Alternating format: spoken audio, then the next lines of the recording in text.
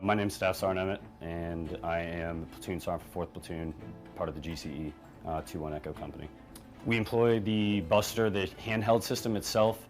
It is not a standalone system. It is part of a interlocking defense, no different than the way that you would employ a company within the defense.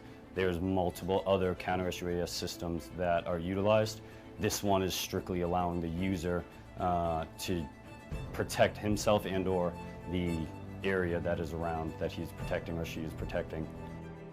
They are capable of identifying things that automated systems cannot, like audible signature, visual signature, that the human factors esque of warfare doesn't really change because we're using unmanned systems.